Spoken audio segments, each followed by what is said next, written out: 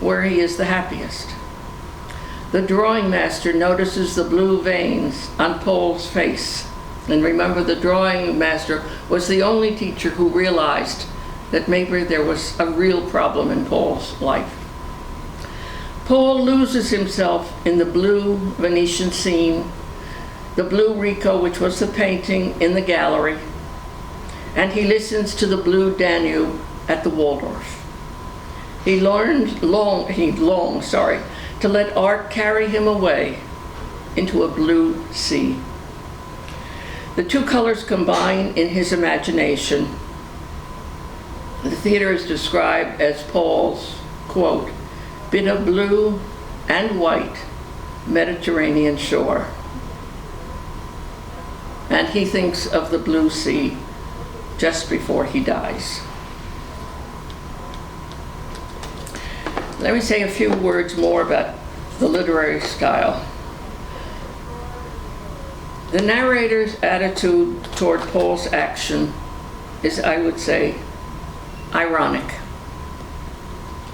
The narrator does not endorse Paul's decision to steal in order to live grandly, nor does the narrator affirm Paul's decision to commit suicide after he realized that, quote, money was everything. The authorial voice often seems to be talking to the reader, reflecting on what the characters do not realize. For instance, while Paul despises Cordelia Street, it is described by others as a, quote, perfectly respectable middle-class neighborhood. Similarly, Paul's starry-eyed response to the world of arts is directly contrasted with cruder realities. I'm not going to give you the exact page, but please find it on your own. Such as the narrator's remarks, quote, the moment the cracked orchestra beat out the overture, or, quote, jerked at the serenade, all stupid and ugly things slid away from him. This is pure irony. He is absolutely entranced, and the narrator is saying the orchestra is cracked and jerky. Beautiful, beautiful irony, which Cather uses a lot in this story.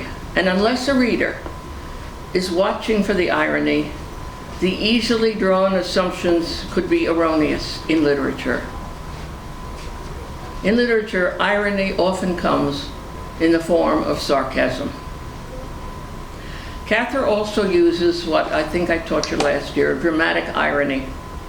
It comes from a character saying something that will have a hidden meaning to the reader, a meaning he himself, the character, does not realize. For example, in the scene where Paul sits alone in the Waldorf dining room, he looks around at the splendor of the room and he wonders, and I read this quote to you before, had he not always been thus? Had he not sat here night after night from as far back as he could remember, looking pensively over just such shimmering textures? He rather thought he had. End of quote. Now clearly, the readers, we know that Paul has not always lived in the Waldorf. Yet Paul is so entranced in his fairy tale world that he believes this world is where he has always been. And maybe that is why he feels so at peace with himself, because he doesn't need to tell any more lies. Paul himself uses those words. He has to tell so many lies. But the most ironic thing here, and remember I said there's a great deal of irony in the story, the great irony here is that Paul himself is now living a lie. He's not just telling one.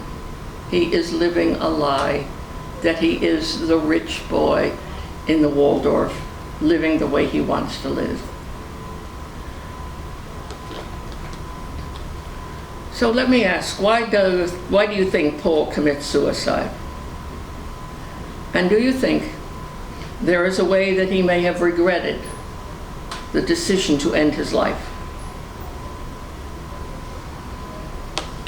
I can partially answer that for you. I want you to think about how you would answer those questions for our small group discussions. Paul commits suicide because, quote, the perceived banality of his existence, end of quote, is overwhelming. What do I mean by the term perceived banality? This is his view of Cordelia Street. This is his perspective on Cordelia Street. It's the waters in which he will drown. And once he escapes to New York, Paul recognizes that life exists beyond his world of Cordelia Street. Cather illuminates how Paul's life prior to his escape to New York is one in which the mere act of living requires him to lie and deceive others in order to simply live. Excuse me a minute.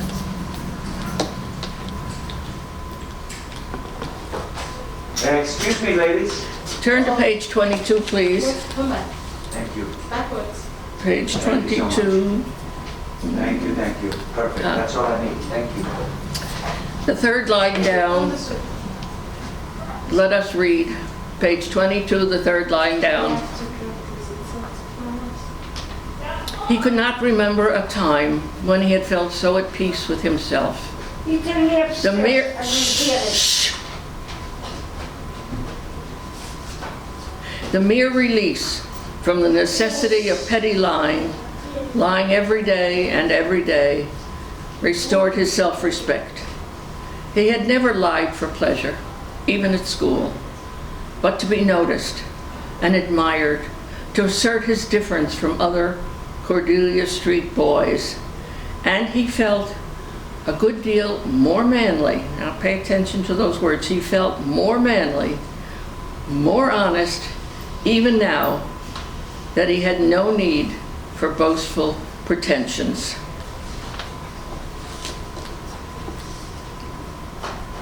Okay.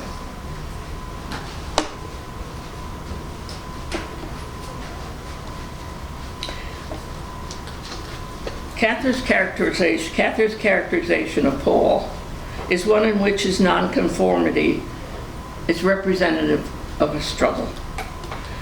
To simply be who he was, Paul had to resort to an endless charade of lies and deception.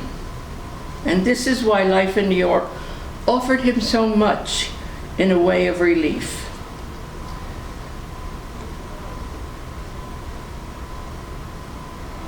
And I'm going to repeat the words that I read before. He felt a good deal more manly, more honest, even now that he had no need for boastful pretensions, now that he could, as his actor friends used to say, dress the part.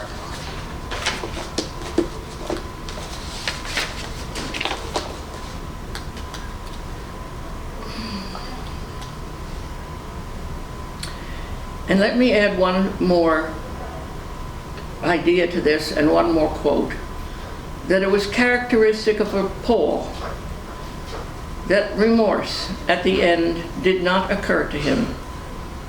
His golden days went by without a shadow, and he made each as perfect as he could.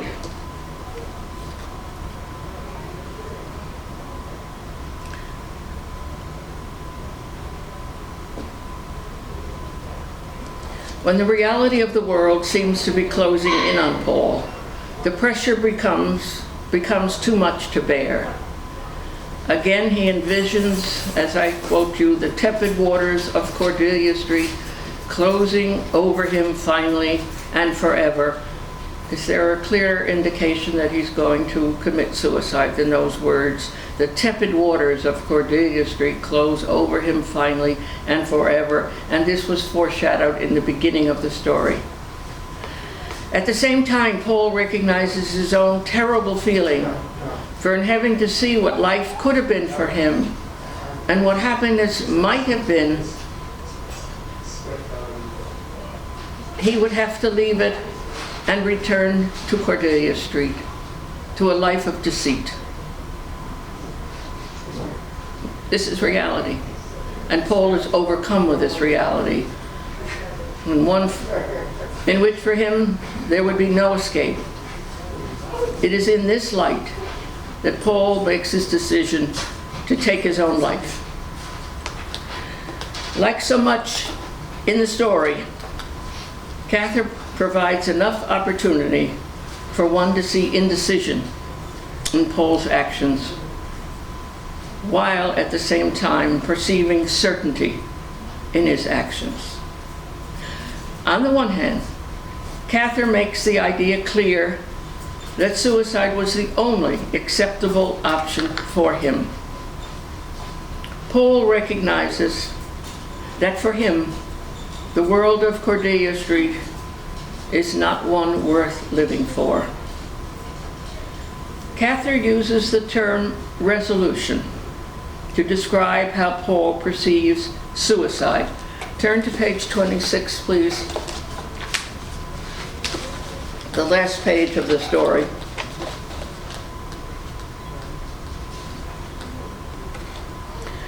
The first sentence.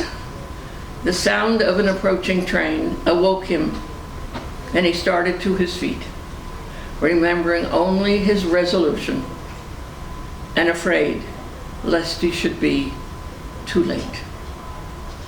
This, he knows, is what he has to do.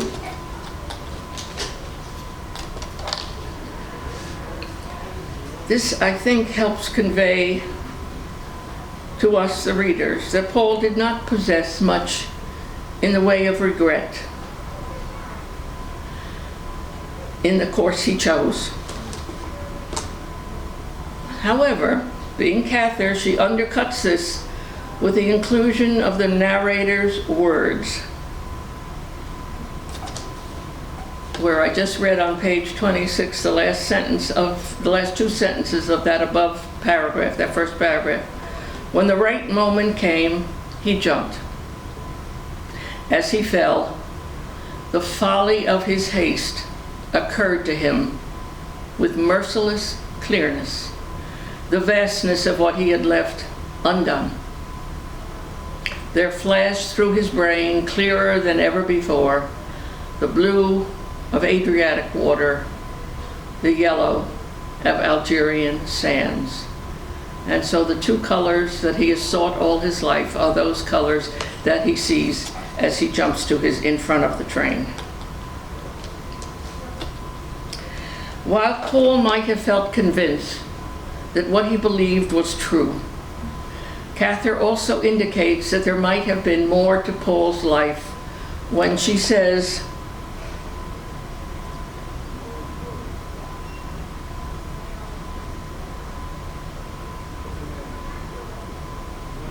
the last sentence. Then, because the picture-making mechanism was crushed, the disturbing visions flashed into black. That's the Algerian sands and the blue water. And Paul dropped back into the immense design of things.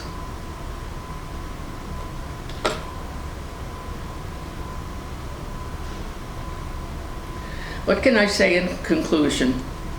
Perhaps a fitting ending to Paul's case would be the epitaph on Willa Cather's gravestone, which I wrote out for you on the bottom of today's questions for part 2 of the story. And this is what is written on her gravestone. This is happiness, to be dissolved into something complete and great.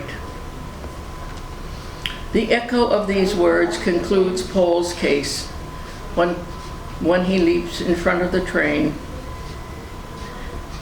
And in a way, Cather is paraphrasing herself, then because the picture-making mechanism was crushed, the disturbing vision flashed into black, and Paul dropped back into the immense design of things. With judgment closing in and death his only out, Paul still does not seem to have regrets. And his final thoughts are put in the only terms his circumscribed life has made available. The truth he knows now. On page 24, turn there so you can actually see these words with me.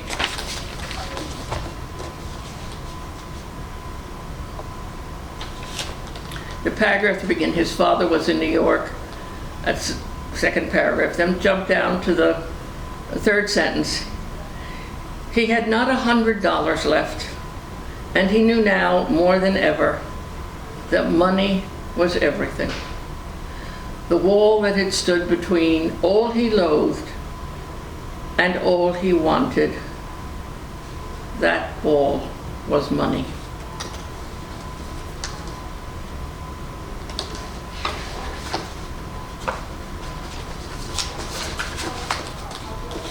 In a theatrical gesture, Paul buries one of his red carnations in the snow before launching himself in front of the train. As he dies, Paul sees, quote, the folly of his haste with merciless clarity. But the folly, his folly, is not a crime, nor his suicide a crime, nor is his false moral sense a crime. Rather, it is his failure to escape further, to more distant lands, to the blue Adriatic water, the yellow of the Algerian sands. We do not get deathbed guilt or remorse. More to the point is Paul's vision of the temple of beauty that blesses his final moments. The blue of the Adriatic, the yellow of the Algerian sands. Surely this is what we would call the epiphany of the story, confirming Paul's vision as authentic and his fidelity to his vision justified. The closing line tells us that a compassionate universe receives him as Paul dropped back into the immense design of things.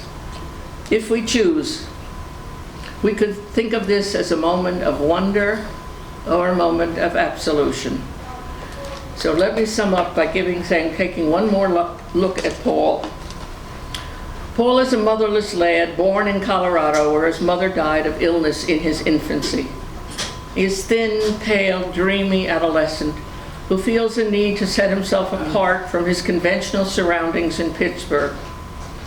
Those around him are concerned about making a living and coming, quote, up in the world. He is attracted to the glamorous world of music, the theater, and art. He desires the beautiful things only money can buy, but he disdains the monotonous, cold reality of work and everyday life. Do you see any ambivalence here in characterization of Paul? Is there ambivalence in what she's saying at the end? And do we wonder as readers whether Paul freely chose his tragic end or not? While Paul's alienation from his environment is clear, the reader may not be able to tell whether Paul's is a case. Is Paul just the folly of youth, or is he a dreamer who dies with all his lessons unlearned? Thank you very much. I look forward to our sessions this coming Wednesday and next Friday. And please, as you bring your copies of the story and your copies of the questions and hopefully some of your marks on them, your answers, and answers to any of the things that I asked you in these two sessions. So I look forward to talking with you all soon. Thank you very much.